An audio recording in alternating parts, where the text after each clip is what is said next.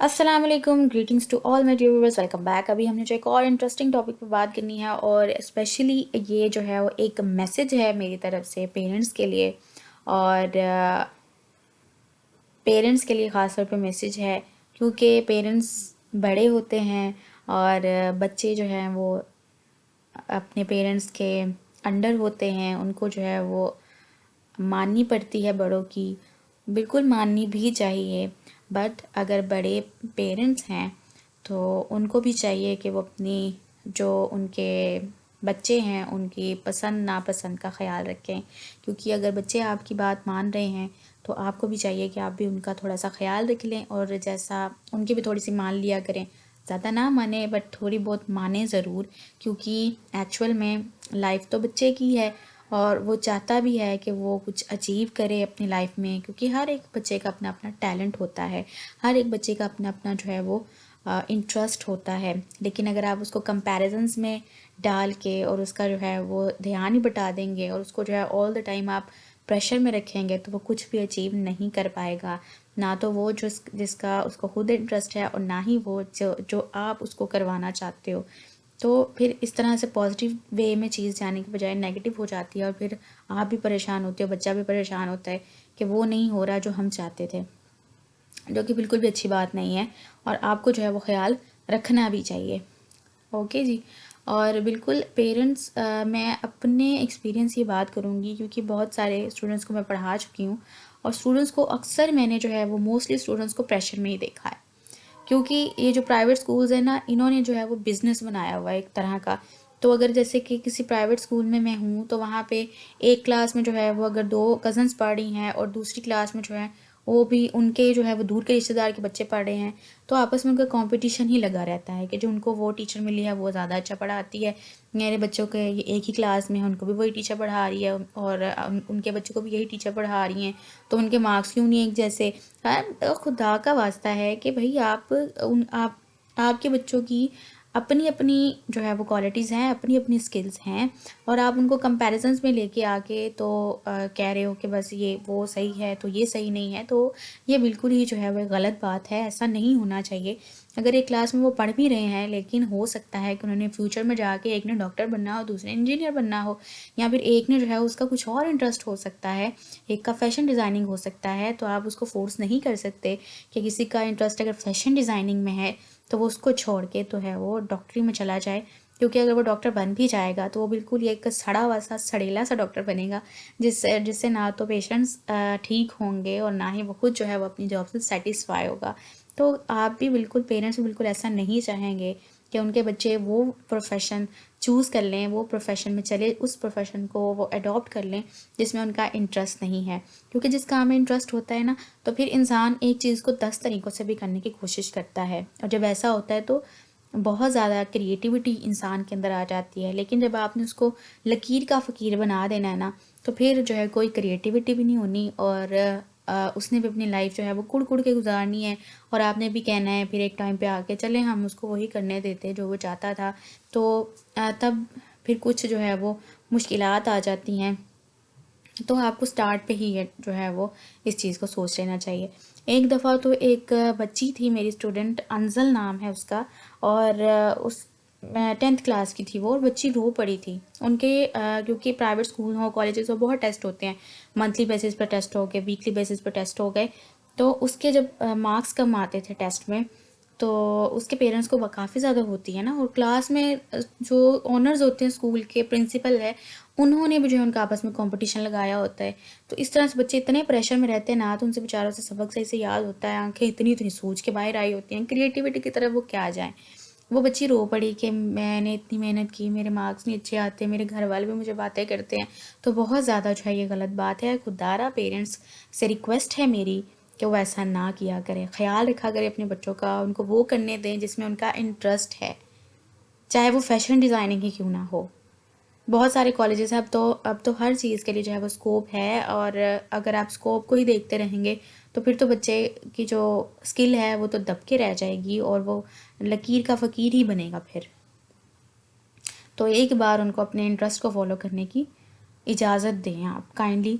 और वो भी कर ले जो आप चाहते हो, लेकिन बच्चों को भी कन्विंस करना आना चाहिए पेरेंट्स को। वो भी आगे से जो है वो इस तरह से रिएक्टिव ना हो जाएं कि हमें करने नहीं दिया जा रहा, आप अपनी बनाते हैं ये वो। उनको भी जो थोड़ा सा जो है वो आना चाहिए तरीका अपने पेरेंट्स को कन्विंस करने का कि आप मुझे ये करने की इजाज़त दें एक बार, मैं आपको सक्सेसफुल होके दिखाना चाहते हैं, हम आपको सक्सेसफुल होके दिखाना चाहते हैं। अगर वो नहीं करते, अगर मैं वो नहीं कर सके या कर सका, तो फिर मैं जो आप गाइड कर रहे हो मैं उस पर जो है वो करने की कोशिश करूँगा।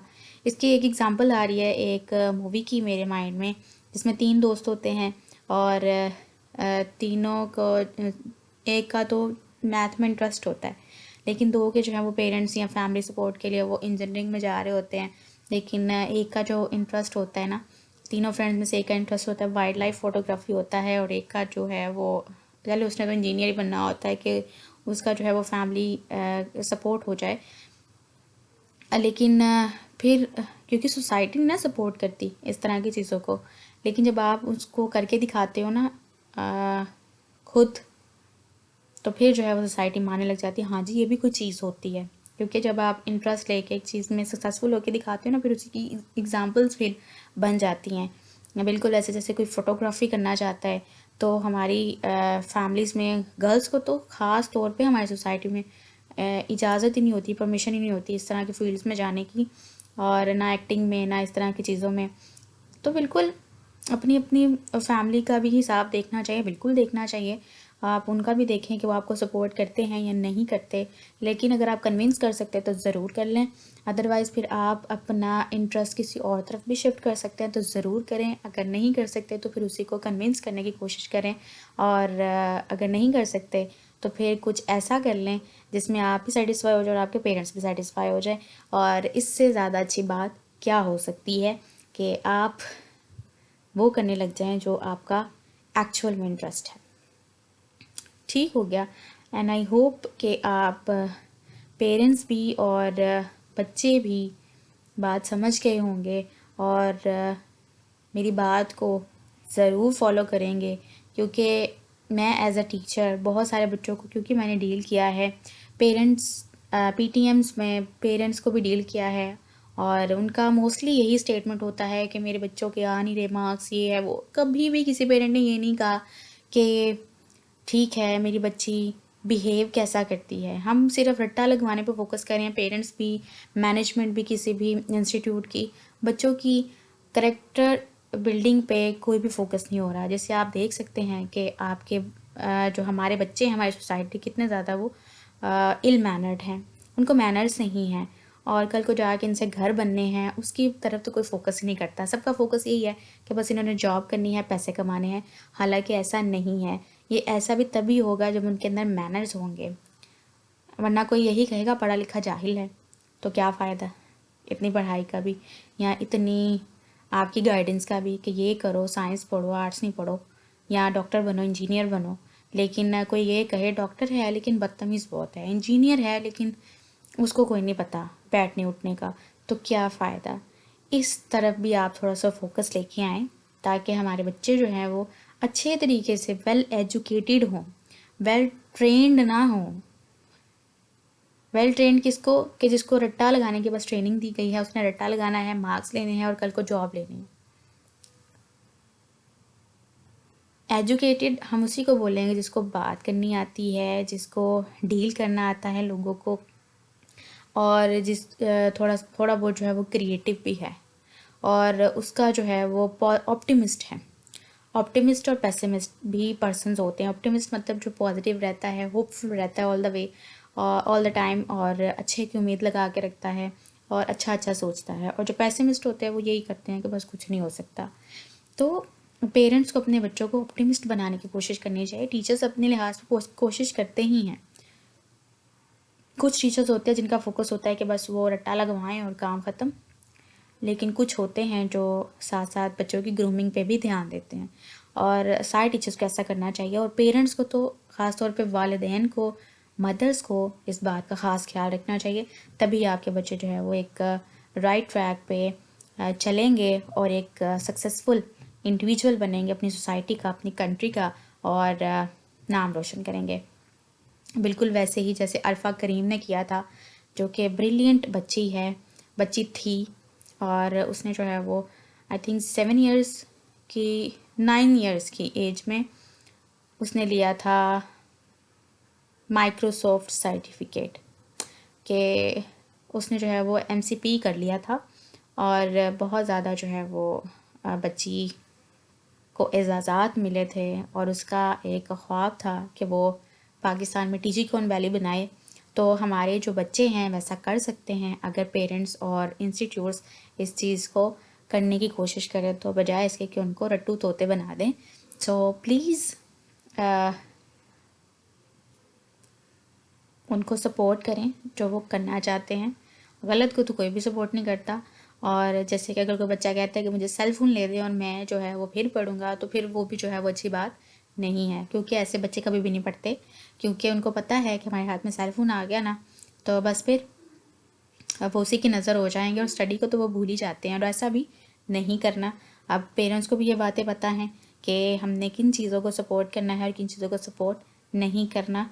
और बिल्कुल उनकी कोई बुक्स वो चाहते हैं उनको वो ले दें, कोई कोर्स अच्छा सा है जिसका वो स्कोप है वो उनको करवा दें, लेकिन उनकी आपने जो भी ज़रूरी चीज़ें हैं, ज़रूरी बातें हैं, वो आपने माननी हैं।